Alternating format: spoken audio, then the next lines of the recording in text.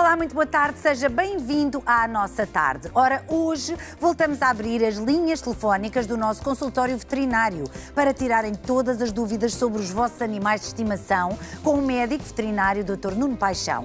Só tem de ligar 910-106-359. Vamos começar por falar sobre hotéis para cães, que às vezes são necessários nesta altura do ano, mas o tema é livre, portanto pode colocar todas as suas dúvidas. Mas agora vamos a outro assunto muito sério.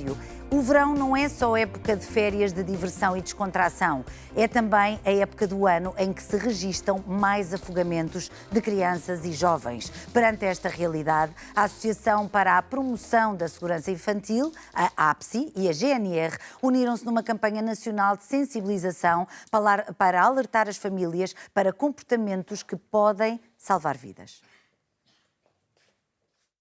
1, 2, 3, 4, 5, 6, 7, 8, 9, 10, eu estou a ouvir, 11, 12, 13, 14, 15, 16, 17, 18, 19, 20. Aqui vou eu.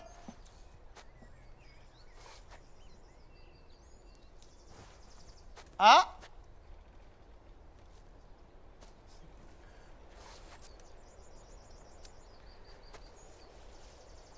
João! Oh! Maria! Rápido, anda cá!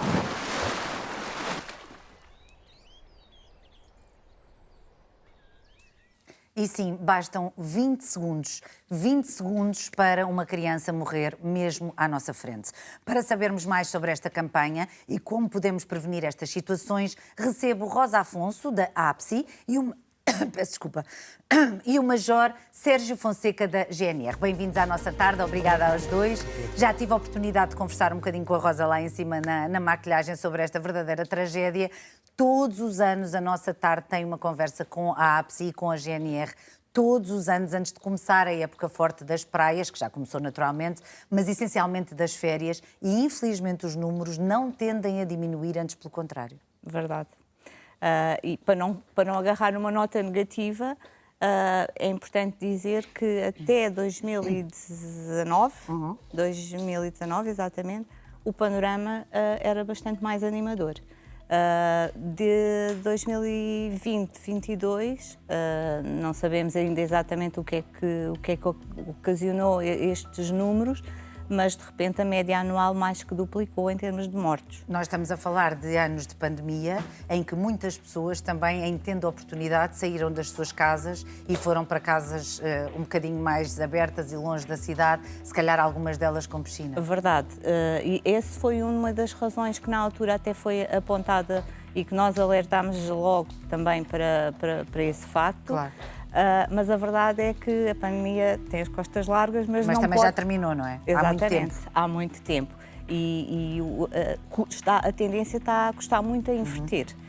Embora este ano, do último ano de que há dados oficiais, que é 2024, estejamos com 8, tem vindo a reduzir efetivamente, porque eu relembro que em 2022 nós tivemos quase 20 mortos, foram 19. Certo. Depois tem vindo a reduzir, estamos com 8, são demasiados, um já é demasiado, mas ainda assim... Ainda não chegámos a agosto. Sim, sobretudo porque, apesar de não serem dados oficiais, são estudos de caso da APSI através da imprensa, 2025 já temos a certeza que houve 12. Certo. Portanto, a balança não está de feição. Não está. No entanto, nós também sabemos, através dos estudos, Sr. Major, já vou conversar consigo, estamos só aqui a falar em termos de números, que há um padrão de afogamentos nas crianças e nos adolescentes jovens, não é assim? Sim. Em termos de idades, até em termos de género. Então, como é? Sabemos que os rapazes são mais atritos a este tipo de acidente. E depois, em termos de idades, é absolutamente claro. Dos 0 aos 4 anos, os afogamentos são sobretudo em planos construídos. Piscinas, tanques, tudo aquilo que é construído, inclusive piscinas, não precisam de ser aquelas grandes de alvenaria, porque sabemos que isto é o suficiente Para um bebé se afogar. Portanto, aquelas insufláveis são... E já ocorreram mortes de bebés de meses em piscinas insufláveis, que é uma E coisa... em poças de água. Em poças de água, é absolutamente terrível. No mar? O mar, estamos sobretudo aquela faixa dos 15 aos 19, é onde, aliás, no geral, é onde ocorrem mais mortes. Quando os miúdos começam a ir sozinhos para a praia. E a partir dos 10 já começa a crescer nestes ambientes, porque começam a ganhar mais autonomia, começa a haver aquela pressão dos pares para não consegues, o desafio. Claro, lógico. O que é normal, é absolutamente saudável, não é? Só que depois há o reverso da medalha, que é a falta de informação e a falta de literacia, de saberem perceber que nem tudo é muito inteligente. Há riscos que têm que ser postos de parte. Certo. Major Sérgio Fonseca, em representação da Guarda Nacional Republicana, muito boa tarde, bem-vindo à nossa tarde. É ótimo que a GNR se tenha associado uma vez mais à APSI. Na realidade, não faria sentido de outra forma, mas quando nós falamos destes números, quando falamos de uma polícia que está efetivamente presente, não devíamos também pensar um bocadinho sobre a abertura da época balnear a 1 de junho em 2026? Não será tarde demais? As praias não deveriam estar vigiadas mais cedo? Muito boa tarde. Da parte da Guarda Nacional Republicana, desde a primeira hora em que verificámos um aumento substancial em 2022 do número de mortes de afogamentos, por afogamento, que a Guarda Nacional Republicana associou-se à APSI. Fizemos um protocolo e, nessa medida, com o conhecimento técnico especializado por parte da APSI e pela cobertura nacional que a Guarda Nacional Republicana tem em todo o território nacional continental, nós potenciamos as ações de sensibilização às famílias, toda a sociedade, para combater este fenómeno. Efetivamente, esta articulação é para o bem comum, é para que as famílias estejam mais conscientes e saibam informar as suas crianças e proteger as suas crianças, nomeadamente essas duas faixas etárias que foram frisadas, dos 0 aos 5 anos, têm que ter uma vigilância claro, por parte das permanente, famílias, atenta, naturalmente. Lá está, como se viu na campanha, 20 segundos é o suficiente. 20 segundos não é nada, não é? Na nossa vida. E atualmente com os telemóveis as pessoas ainda mais dispersam a atenção.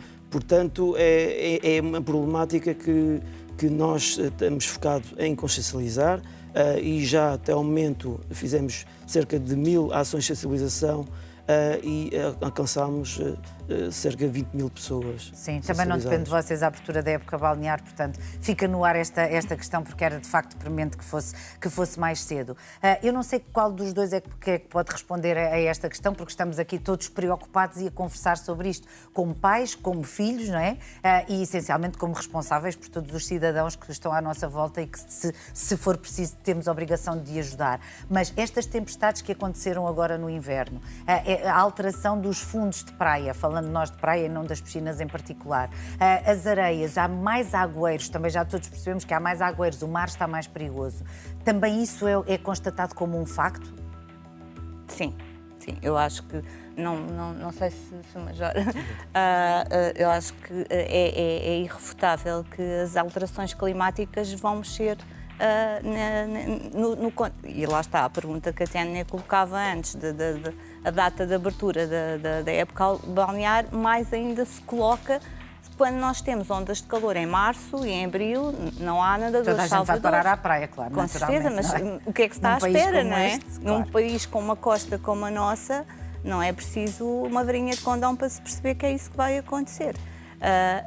E pegando também nessa questão, aí voltamos à falta de literacia, voltamos à falta de conhecimento de como estar e como abordar o mar, porque nós sabemos que o mar é em março e abril, como a autoridade marítima costuma também dizer, é o mar de inverno. Claro. Portanto, e é um mar traiçoeiro. Com certeza, e com as tempestades e tudo isso esse exemplo que a Tânia dava dos agueiros, se fizermos, se calhar, uma sondagem, vai haver um residual de pessoas que conseguem identificar, por exemplo, um agueiro e já nem digo como é que se sai do agueiro. Aliás, a maior parte das vezes a pessoa nem consegue sair do agueiro. São surfistas, por exemplo, que estão por perto, se o mar o permitir, conseguem lá buscar porque conhecem as marés. Mas agora como é que nós podemos dizer... Segundo aquilo que sei, os agueiros são zonas do mar onde a água naturalmente às vezes está mais clara, é verdade? Eu creio que sim. Se pode observar. Percebe que a espuma é diferente. Eu não sou expert na matéria, mas aquilo que sei é que é visível, que é uma zona onde não há ondas, parece... Lá está, é possível. Sim, porque é muito calminho, não tem ondas, não tem espuma e percebe-se que as correntes de retorno são diferentes. Espero não estar a dizer nenhum disparate. Sim, mas eu também tenho ideia. É Major, o que é que nós temos que deixar claro para os cidadãos portugueses que estão agora de férias, provavelmente, e que nos estão a ver, e muitos com crianças a dormir a sesta nesta altura e que a dada altura vão acordar, que há piscinas, que há lagos, que há rios, não podemos esquecer a quantidade de rios e de praias fluviais que existem em Portugal e que enfim, parece que só acontece sempre aos outros, não é? Que indicações é que temos obrigatoriamente de deixar para que as pessoas não se esqueçam nem se distraiam das suas crianças e dos seus jovens? Essencialmente, e vai bater no ponto anterior, é seguir as indicações dos nadadores salvadores, seguir a sinalização, com a época balnear, há sinalização própria para o efeito, a não ir para lugares, nadar, lugares sem vigilância. Certo. Isso é fundamental e começa logo na família de alertar os mais jovens que vão para praias fluviais, para albufeiras, para ribeiras, alertá-los, porque depois eles juntam-se em amigos e vão todos juntos, nem que seja de bicicleta, a pé, vão para esses lugares e alertá-los, atenção, vão para o lugar mais seguro, atenção, não mergulhem em zonas pouco profundas, ou então não têm a certeza, não mergulhem, e também lugares, obviamente, vigiados, como eu disse há pouco. Muito bem. Essencialmente é seguir as recomendações da Autoridade Marítima, neste caso para a zona costeira, mas as águas interiores, a Guarda Nacional Republicana está presente, está próxima, temos mais de 400 militares das secções de prevenção criminal e policiamento militar a fazer essas ações de sensibilização, estão a distribuir também alguns panfletos com estes alertas e, portanto, é seguir as recomendações dos pais que têm que dar às famílias, aos respectivos jovens, e os pais muito atentos às crianças mais pequenas, de terra idade. Sim. Rosa, alguma indicação para fechar a nossa conversa? Para além de todas as que já demos? Eu acho que, se calhar, resumidamente, só para deixar assim uma conclusão final, gostava só de referir que, em termos de prevenção, não há um único ponto que resolva o problema. Era ótimo, mas não há. Portanto, há aqui, eu costumo dizer que é uma mão cheia de soluções, mas uma mão só funciona toda junta. Portanto, vigilância à cabeça. A vigilância, nós somos humanos, portanto, é importante que lhe acrescentemos camadas. Nos mais pequeninos, as piscinas são aquele terror, portanto, uma guarda, uma barreira vertical com pelo menos 1,10 m de altura, transparente, para nós podermos ver lá para dentro, sem aberturas com mais de 9 cm, nem que seja escalável, porque senão eles vão escalar. E com um portãozinho de fecho automático, mais uma vez, porque nós nos esquecemos, não é? Certo. Isto não evita nada, reforço. É só uma barreira para nos dar mais tempo de agir. Os auxiliares de flutuação, que também não evitam o afogamento, eu acho isto super importante, e que não são boias. Braçadeiras, não são boias. Não é isso. Boias erradicamos já. Porque as boias, eles que saem por baixo. As boias são brinquedo, Tânia. As boias são brinquedo. Nós estamos a falar de braçadeiras e coletes de natação homologados. A norma é 13.13.8. Ok. Depois, a tal informação, a literacia, avisar aquilo que o Major dizia muito bem, quais são os sítios em que os jovens podem ir. E depois, quando estas coisas todas falham, o suporte básico de vida é muito importante. Exato, e tirar um curso de suporte básico de vida, que devia ser obrigatório nas escolas. Eu hoje estou para dizer coisas ao mundo e, portanto, efetivamente, acho que todos nós sabemos disto e não gostava nada que assim fosse, mesmo. Muito obrigada aos dois pelo vosso trabalho de verdadeiro serviço público e esperemos que este verão inverta todas as tendências negativas que temos vindo a observar. Muito obrigada uma vez mais. Obrigada a nós. Entretanto, vamos à música. Com 40 anos de carreira, Axel apostou nos últimos tempos numa carreira do outro lado do Oceano Atlântico e é muito feliz no Brasil também. Hoje está de regresso ao palco da nossa tarde para nos apresentar um novo tema, chama-se Ameaças. É isso mesmo. Aqui na nossa tarde, a tarde é mesmo nossa.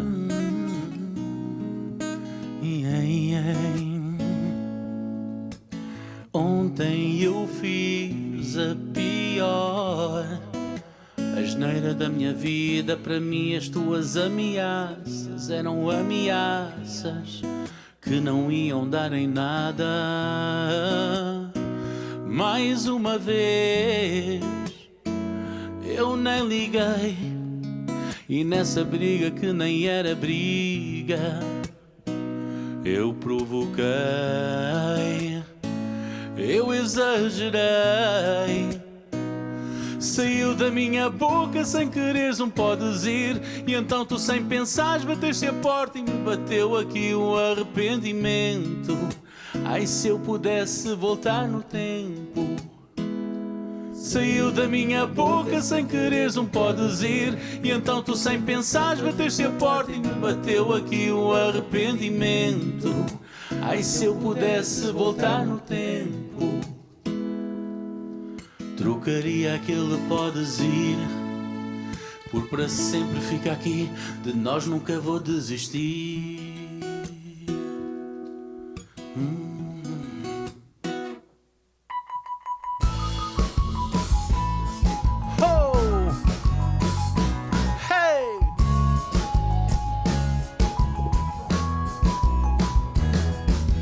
Ontem eu fiz a pior besteira da minha vida. Pra mim suas ameaças eram ameaças que não iam dar em nada.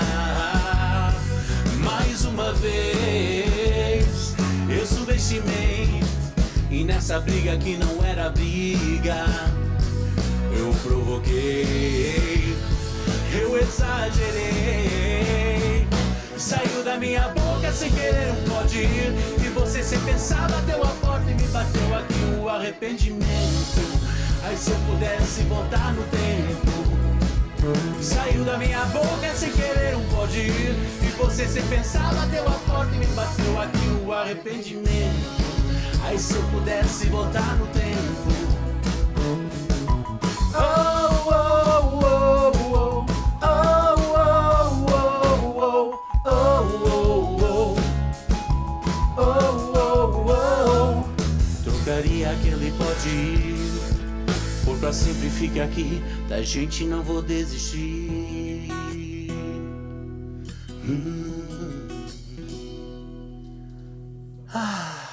Ai, olha, não diria melhor.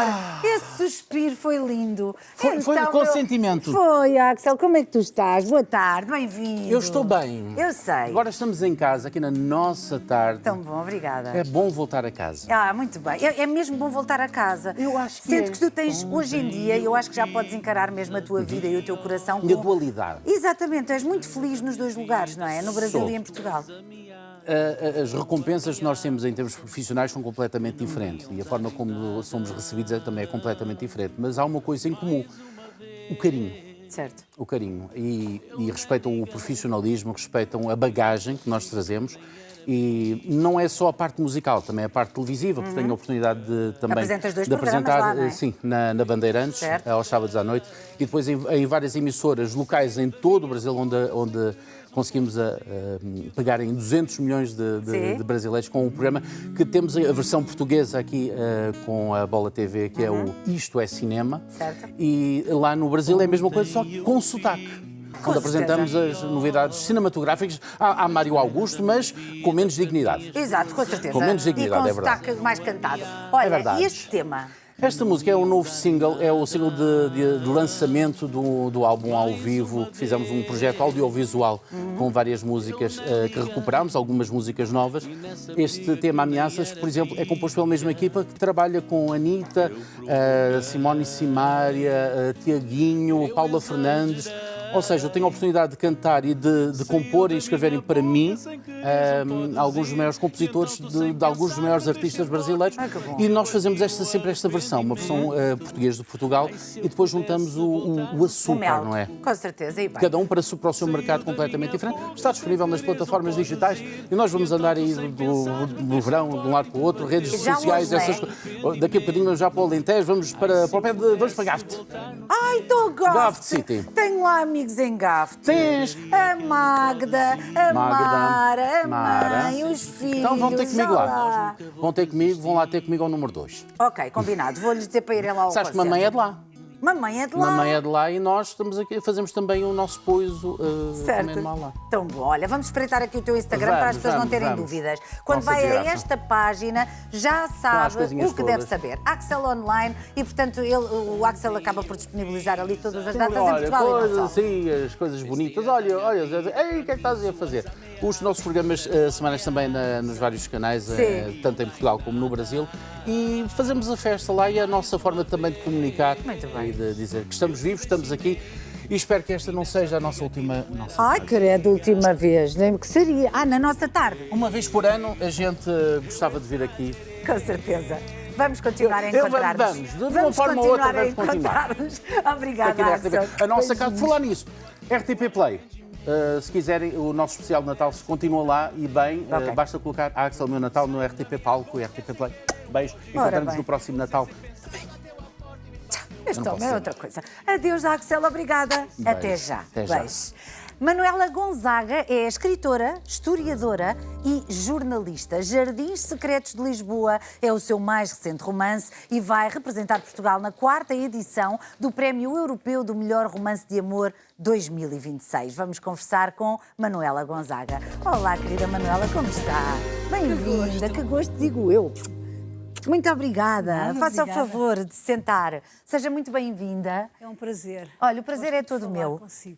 Mesmo, tenho muito gosto em recebê-la aqui hoje. Queria dar-lhe já antecipadamente os parabéns, só pelo facto de estar aqui nesta representação. Mas antes de tudo e antes de falar de tudo, e antes até deste livro, até porque muitos outros o antecederam, quando é que surge o gosto pelas palavras? Porque das 3 áreas, não é? Sim, todas elas mexem com palavras. O Tânia, começou mesmo, não digo no berço, porque não é no berço que se aprende a ler e a escrever, mas começou exatamente quando eu começo a lidar com as letras, com aquela circunstância que eu considero mágica, que é se perceber que aqueles símbolos, os signos dotados de mente, como diz o Roberto Calasso, juntos fazem sons, esses sons fazem palavras, essas palavras têm mensagem. Isso para mim foi uma espécie de epifania. Pronto, 6 anos, essa palavra nem existe nessa altura. Mas com 7 anos, já a escrever redações, já a fazer, eu sabia, eu nunca tive uma dúvida. Certo. E elas foram surgindo e elas foram aparecendo e, entretanto, associado às palavras vem uma grande criatividade, mas quando olhamos para o jornalismo pensamos em factos, não é? E não podemos fugir deles. Sim. Quando olhamos para romance podemos criar e dar asas a tudo o que entendermos. Sem dúvida. Onde é que se sente mais Manuela? Olha, o jornalismo foi uma escola de escrita excepcional. Foi uma escola de escrita. E eu descobri que ia trabalhar, não é? E ser paga para fazer o que eu mais gostava foi assim uma coisa... Eu nem queria acreditar. É possível? É o que eu ainda sinto todos os dias. Exato. Certo. Quando eu comecei a trabalhar em Lourenço Marques, Maputo agora. No Diário de Notícias, onde tiveram vários amigos meus, olha o Roberto de Melo, por exemplo, que era um pouco mais velho, mas era um escritor, eu senti isto não é possível, eu vou-me dar um trabalho na área que eu mais gosto. Agora, há uma exigência no jornalismo que é exatamente o que a Tânia diz, não pactua com a ilusão. Claro. Quer dizer, nós temos que ser... E foi uma escola, uma escola de escrita importantíssima. E depois a história, pronto, a historiografia também não pode lidar com lendas e com narrativas, mas também as tem que integrar. O romance permite-nos um exercício de liberdade mental muito grande, muito grande. Eu tenho... Qualquer destas áreas tem ferramentas específicas. E são mundos paralelos e que andam de mãos dadas, a verdade é esta. A Manuela viveu em África até aos 24 anos, hoje em dia vive no Alentejo. que é a coisa mais próxima da África que existe. Exatamente, ao nível da Existe. temperatura e do bem-estar, E não é? e da paisagem ampla, da amplitude da paisagem. Onde exatamente? Eu vivo entre Monsaraz e a cidade de Reguengos e a vila histórica de Monsaraz. E é uma zona muito bonita, tem muito mal servida de transportes, muito mal, estamos muito isolados. Aproveite e diga. Exato, estou a aproveitar Estamos cá agora a para fazer isso esta. hoje. É uma aldeia com uma tradição de barro enorme Pois e é. depois tem, exato. E vocês estiveram cá no outro dia um amigo meu, que é o mestre Joaquim Tavares. Verdade, exatamente. Exatamente. E tem depois uma outra tradição mais antiga, mais arquetípica, que é os menhires e os dolmens, aquela cultura, que é uma terra especial, é uma terra muito especial. Aliás, o Alentejo, para mim, foi o sítio onde eu me senti, embora seja do Porto, nascida do Porto, os pés em Lisboa, porque continuo a ter muito foco em Lisboa. A alma em África? Alma em todo lado. Depois bom. eu tive esse exercício porque eu não gosto da cultura, eu sinto o privilégio, não a nostalgia, por uma questão até de sobrevivência, senão morria de saudades, não é? Claro, lógico. Mas então, eu gosto de ser feliz e então sinto esse privilégio e a África está em todos os meus livros. Não há um livro que eu não tenha um bocado que tenha a ver com a África. Acredito. Inclusivamente, um dos livros que acaba por ser também uma grande referência do seu nome é a biografia de António Variações. Exato. Também, não só, mas também, mas eu agora gostava de me centrar aqui nos Jardins Secretos de Lisboa. É um título lindíssimo para um livro, portanto acredito Sim. que o romance seja extraordinário. Exato. Gostava muito de o ler agora nas minhas férias, que felizmente também já não falta tudo para acontecerem. Mas que livro é este e que história é que começa a ser narrada para o pôr também no local onde ele vai estar a representar Portugal? É assim, esta história é uma história de amores desencontrados, paixões, é uma história muito física nesse aspecto, mas é uma história que me é passada em testemunho, não isso que está aí, mas há um fragmentozinho, e explico o título, que um amigo e camarada de jornais meu, que era o João Bafo, que já não está connosco, que um dia me encontra, eu tinha acabado de lançar o meu primeiro livro de contos, era A Morte Estava Cega, e ele disse, tu tens fogo, tu tens alma de romancista, e tu sabes que em Lisboa havia uns estúdios chamados Jardins Secretos, onde uns senhores muito ricos fotografavam nus, e era uma coisa mesmo muito secreta, e apontou-me, nós estávamos ao pé da Brasileira, ele apontou-me, disse um sítio, disse-me um nome que eu esqueci, mesmo que me lembrasse, não ia dizer, que era um senhor em cujo estúdio ele tinha estado. Disse, isto era uma história incrível, esta história... e eu cheguei a casa, e foi assim, foi este bocadinho. Eu cheguei a casa e o primeiro capítulo do livro está aí, desenrolou-se. E depois o que acontece? Eu, nessa altura, nesses anos 90... aliás, o meio jornalístico era extraordinário, os anos 80, pós-25 de Abril, os anos 90, havia uma grande criatividade, os jornais eram muito ligados à vida, fazia-se reportagem, saía-se para se fazer reportagem, e havia também uma série de gente que queria ser escritora, pintora, fotógrafa, quer dizer, tudo aquilo era muito criativo. Então, a nossa... e depois tínhamos todos muito pouco dinheiro, portanto íamos todos às tasquinhas, íamos para o bairro Alto, íamos conhecer estes sítios. E há histórias que se passam nessa altura e que nós contávamos uns para os outros, como jornalistas, que não seria propriamente para reportagens, mas, por exemplo, o tal casino bordel da Brigitte que aparece aí, houve espaços assim, secretos, mesmo no tempo da outra senhora, onde se apostavam e gastavam e ganhavam fortunas incríveis em jogo clandestino, que era proibido, onde havia bordéis de luxo, e então todo esse livro gira à volta disso, e há uma segunda parte, que é uma personagem que é a Alice, que é a fotógrafa, que o pai era fotógrafo e era o dono daquele estúdio, que ela não sabe. E ela tem uma passagem por África, porque não vou estar aqui a contar porque Sim, não mas conta era a história toda. uma Seria. criança que estava a precisar daquele sol e daquela luz. Sim. E então é esse cruzamento. A história, e Lisboa aqui é um personagem, ou seja, onde é que... Não é o cenário. Não, Lisboa tem muitas histórias, tem subterrâneos, tem labirintos, tem histórias escondidas e é uma Lisboa apaixonante. É sem dúvida alguma uma cidade que eu me sinto, tenho o privilégio de ter conhecido tão bem. Sim. E nessa altura a gente conhecíamos mesmo para esses sítios. Até porque era uma cidade também, toda ela, muito diferente em vários sentidos, não é? Sim. De qualquer das formas, este livro foi escolhido para representar Portugal na 4ª edição Sim. do Prémio Europeu de Melhor Romance de Amor 2026. Sim. Eu, por acaso, olhei para isto e pensei, romance de amor, mas os romances não são sempre de amor, pelos vistos, se calhar não. Se não há amor, é muito difícil haver seja o que for. Certo, sim. Mesmo pelos maus motivos, não é? Sim. Porque o amor é o motor de arranque de tudo, não é? Mesmo quando não tem essa palavra. Certo. Não quer dizer que seja aquela visão linear que nós temos, rapaz-rapariga, ou rapaz-rapaz, rapariga-rapariga, Claro. pronto. Não é essa visão, é tão mais do que isso, tão mais do que isso. É uma forma da vida eclodir, não é? Emergir. Então, aí há muito amor, há muito desencontro, há muita paixão, há paixão física, há revolta até pela forma como as pessoas se dão conta que estão a gostar de pessoas que não queriam gostar. Claro. E tudo isso é muito vivo, é pessoas que estavam meio mortas e que se descobrem, porque de facto não há nada como o amor para acordar as pessoas, mesmo que aquilo não tenha que acabar tudo das melhores... Aliás, não há forma, não há como, não há receita, não é? Então, mas a partir daí as pessoas podem crescer muito, não se cresce. Até através, veja, Tânia, não há nada que faça crescer mais uma pessoa do que um amor de mãe. Verdade. E que faça sentir a pessoa mais pequenina do que a falta de amor da mãe. Exatamente. E essa personagem foi isso que sentiu. Essa personagem, essa Alice, foi isso que lhe faltou. Certo, que maravilha. O que é que representa para si, última pergunta, Manuela, estar aqui a representar Portugal neste prémio? Eu fiquei muito espantada, porque esse livro foi escolhido por causa de uma versão francesa.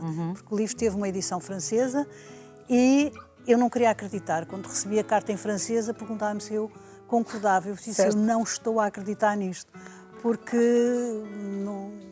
claro que disse, sinto-me já vencedora, porque este livro representa Portugal. Exatamente. E agora vamos ver até lá. E depois é um livro que teve eclodiu em 2000 e depois desapareceu por motivos vários. Vendeu, a distribuidora faliu, ponto final. Pronto. Certo. Portanto, o livro... Não há outra volta a dar ao texto. Não há outra volta. Vendeu 4.500 em Lisboa e depois não houve para mais lado nenhum.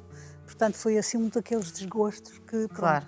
E depois a Gradiva... A justiça está a ser feita, então. E a justiça está a ser feita, portanto, foi a altura em que a editora Gradiva, sou da Bertrand, mas também tive esta ligação, e disseram, não, então vamos já arrancar com ele.